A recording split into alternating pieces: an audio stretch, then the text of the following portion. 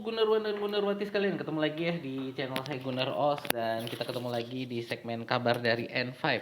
Sebelumnya saya minta maaf dulu nih karena ada kendala komputer, jadi untuk review pertandingan Arsenal melawan Newcastle ini akhirnya saya putuskan untuk rekaman aja dulu ya. Jadi kita nggak live, ini rekaman aja dulu, dan ya sambil saya masih ngutak-atik nih komputernya. eh jadi ini agak telat juga sih sehari gitu ya. Tapi ya udahlah, daripada kita nggak dibahas gitu kan ya. Dan ya ini kalau ada yang tanya ini di mana nih? Ini ada di kamar kos yang baru saya renov ya. Jadi mungkin kalau teman-teman ada yang cari kos-kosan di daerah Cikarang ya, ini ada satu kamar yang lagi kosong nih ya.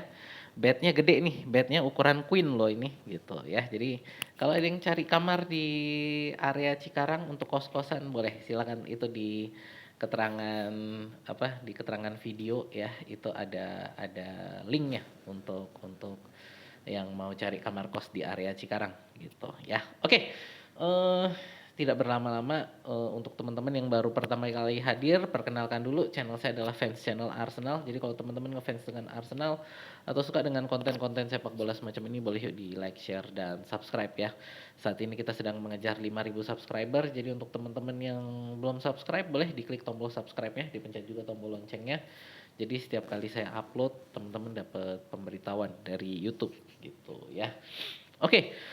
Eh, kita akan langsung masuk ke review pertandingan ya. Ini untuk pertandingan kemarin melawan Newcastle. Ini saya akan mulai dari yang jeleknya dulu gitu ya. Dari yang jeleknya dulu.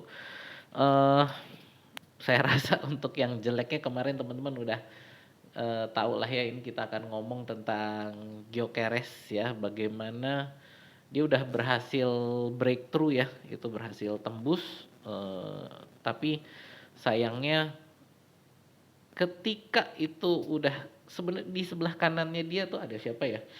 Eh ada si Martinelli sama Saka kalau nggak salah di kanannya, tapi ada satu defender gitu kan. Jadi ada satu defender, dia udah lari. Larinya Gyökeres ini agak kurang ya. Seandainya itu Martinelli ya, seandainya itu yang di sebelah situ Martinelli, lalu Gyökeresnya yang ada di tengah, mungkin hasilnya akan berbeda. Tapi untuk eh, kemarin di mana Gyökeres yang menerima bola, larinya kurang ya. Jadi ya itu menurut saya kekurangannya Gyökeres. Eh, ya sayang sekali. Menurut saya itu satu hal yang harus diperhatikan oleh Gyökeres ke depannya, posisinya bagaimana. Menurut saya kalau dia yang menerima bola harus lebih pandai lagi ya. Kalau memang kecepatannya kurang, ya saya juga kurang tahu ya gimana ya, tapi itu harus ada lebih pandai untuk dari dia untuk mengumpan, karena itu Martinelli dan Saka di kanannya itu tuh, kalau dapat bolanya itu udah 90% pasti gol lah kalau itu bolanya sampai ke mereka gitu ya. Karena Martinelli sama Saka di situ udah nggak ada yang ngejagain gitu loh.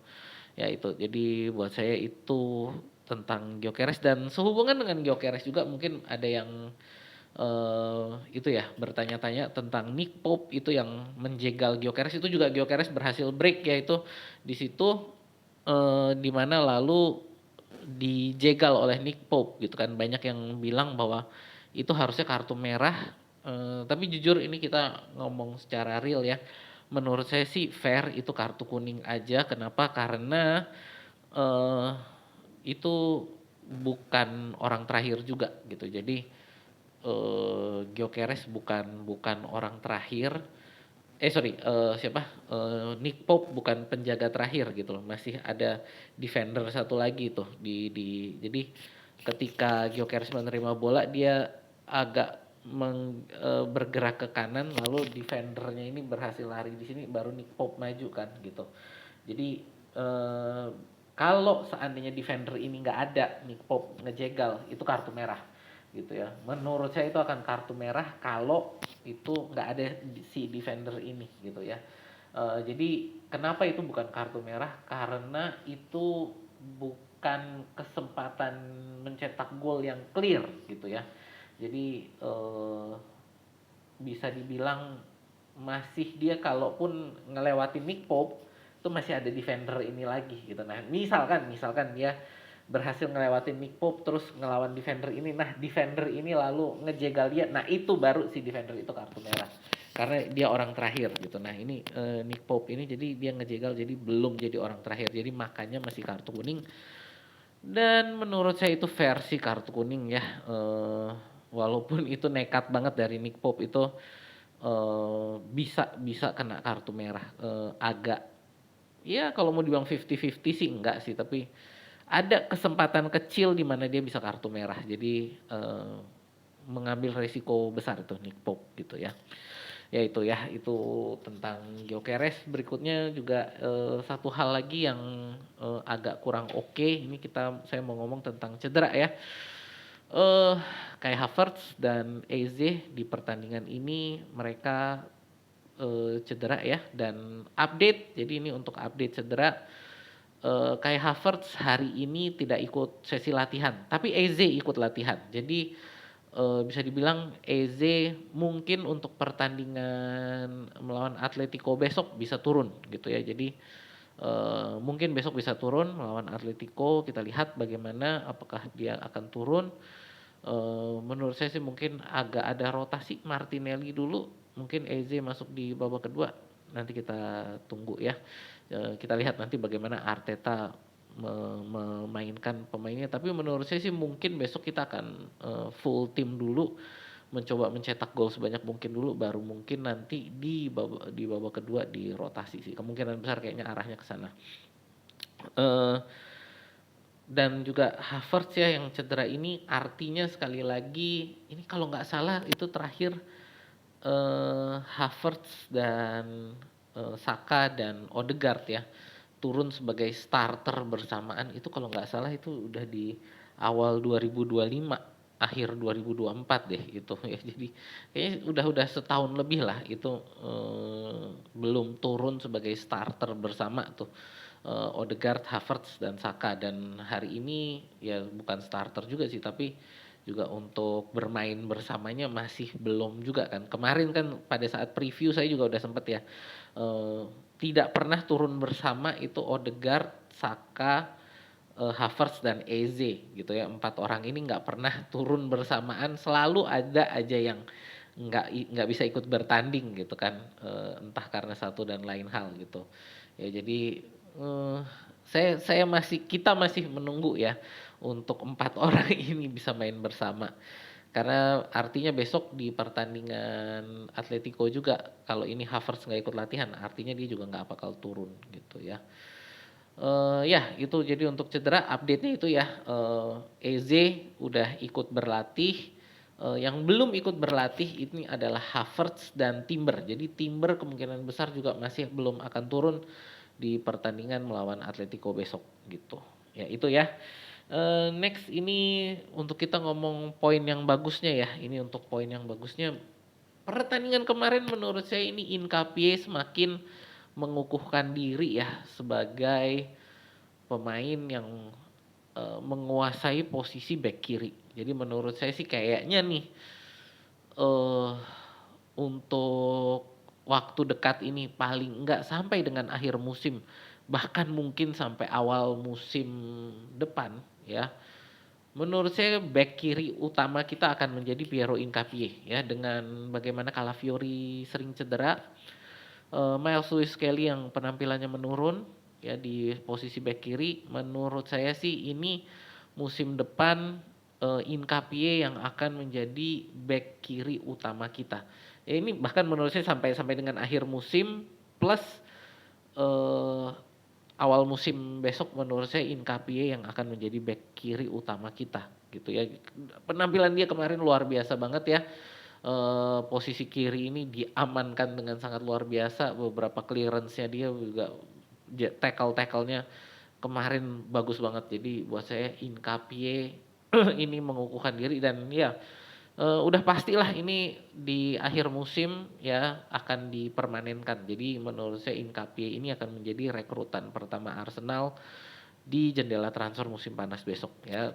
Teman-teman harus ingat Inkapie ini saat ini masih pinjaman ya, jadi belum belum kita beli gitu. Jadi yang menurut saya ya ini akan menjadi rekrutan pertama kita di jendela transfer musim panas besok gitu ya, Inkapie.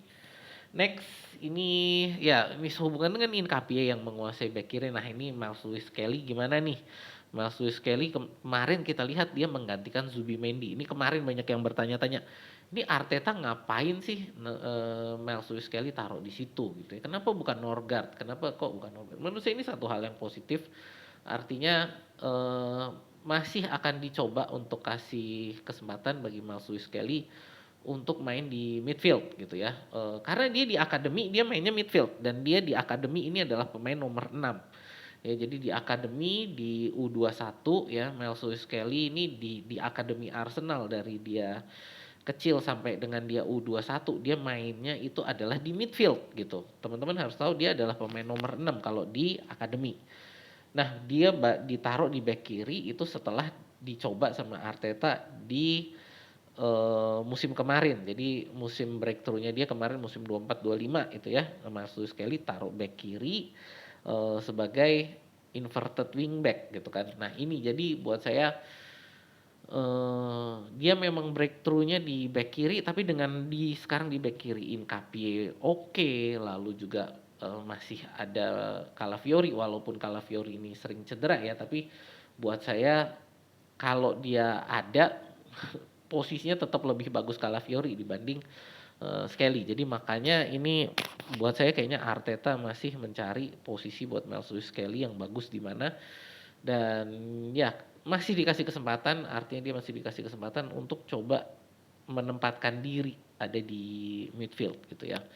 Terutama memang kita lihat untuk penggantinya Declan Rice dan Zubimendi saat ini kita belum ada yang benar-benar paten ya. Norgard menurut saya sih oke, bisa lah sesekali gitu ya, tapi nggak tahu lah Arteta kenapa ini sama Norgard, tapi buat saya penempatan Miles Lewis Kelly di sana menurut saya adalah satu hal yang positif untuk jangka panjang, karena untuk jangka panjang menurut saya memang lebih baik kita menempatkan Miles Lewis Kelly untuk dicoba di sana daripada kita taruh Norgard yang menurut saya itu jangka pendek. Nah ini ya silakan dari teman-teman gimana sih, cuman kalau menurut saya kemarin penempatan Miles Lewis Kelly di midfield adalah satu hal yang positif buat saya gitu ya. Next kita mau ngomong juga untuk kiper kita kemarin, David Raya luar biasa ya, menjadi clean sheet ke-16 kalau nggak salah. Ya jadi clean sheet ke-16 mengukuhkan diri ya, kok saya rasa Golden Glove akan ada di tangan dia lagi musim ini. Kemarin itu yang saya udah bikin itunya ya, shortsnya ya, itu jadi ada shortsnya teman-teman boleh lihat itu ya. Bagaimana itu dia menyelamatkan knuckleball dari Tonali. Ini knuckleball edan itu ya. Knuckleball itu sebenarnya bola yang sangat sulit untuk diantisipasi. Jadi bolanya itu melengkung ke sini, terus habis itu belok.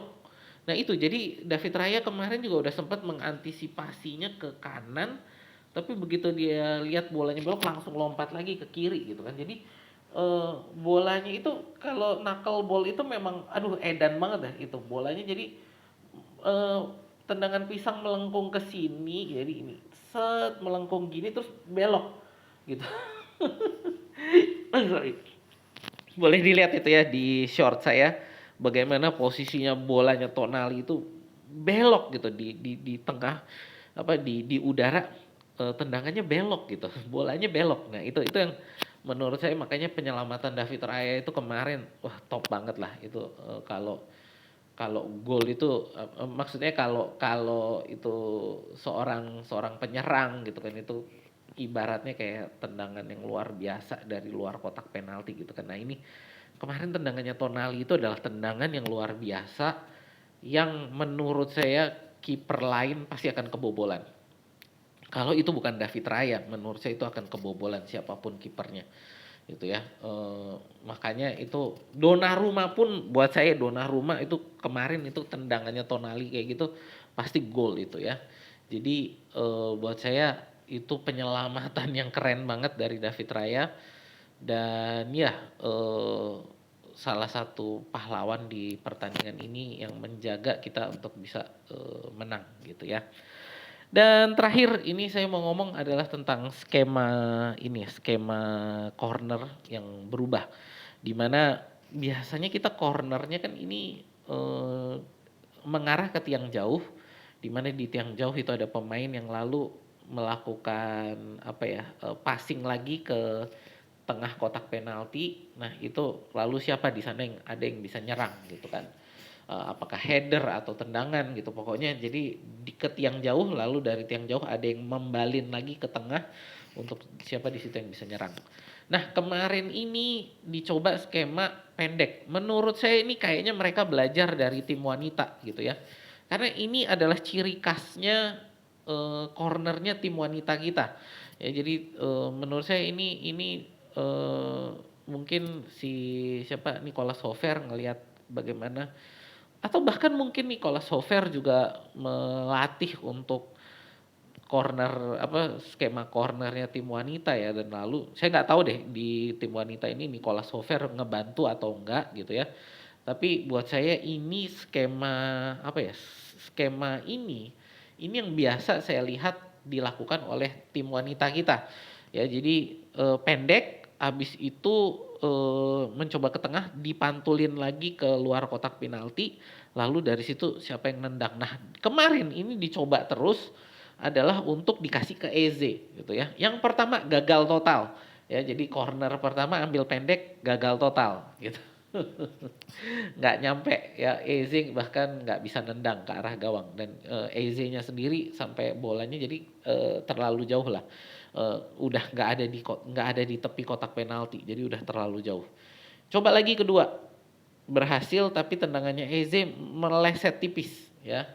Dan yang ketiga itu sebenarnya yang ketiga saya udah ngelihat itu kayak penonton di apa ya, di penonton di stadion itu udah kayak aduh kok pendek lagi sih gitu. Jadi kayak udah mengeluh gitu kan. Ini ngapain sih? Ini kan udah gagal, kenapa dicoba terus gitu ya. Dan ya percobaan ketiga, nah itu wonder goalnya Eze ya. Jadi menurut saya ini kayaknya memang ada skema baru menjadi satu apa ya?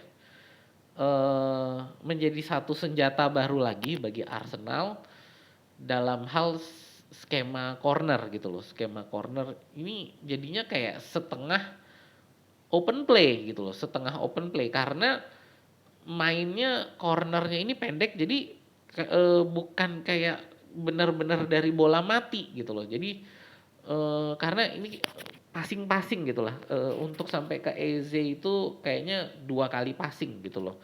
Jadi dari cornernya ke siapa yang ada di dekat corner, lalu ke siapa yang ada di dalam kotak penalti, lalu keluar di mana Eze lalu di situ nendang gitu. Nah, ini jadi skema baru yang menurut saya menjadi variasi dari skema corner kita ya. Sekali lagi menurut saya ini kayaknya mungkin mereka belajar dari tim wanita kita, atau ya Nicolas Hofer mungkin yang melatih tim. Saya nggak tahu ya, tapi intinya ini adalah skema corner yang biasanya saya lihat dilakukan oleh tim wanita kita di awal musim lah gitu ya, sampai dengan masih sekarang pun masih suka dilakukan gitu ya. Jadi ya ini menurut saya satu hal yang positif juga, jadi ada variasi untuk serangan dan ya satu hal yang bagus lah ya. Jadi ya saya rasa kayaknya itu aja. Sekali lagi mohon maaf ya teman-teman, ini saya lakukan hari ini rekaman nggak bisa live. Tapi silakan tulis di kolom komentar apa yang menurut kalian dari pertandingan ini. Saya akan baca komen-komen kalian dan saya akan balas sebisa mungkin. Dianggap aja kalau kalian mau ngobrol live di kolom komentar ya. Gitu ya. Oke, jadi dari saya sekian dulu. Terima kasih untuk teman-teman yang udah nonton. Terima kasih yang udah like, share, subscribe, dan hype juga ya gitu. Untuk teman-teman mungkin yang nonton udah sampai sini, boleh mungkin dipertimbangkan untuk join membership ya.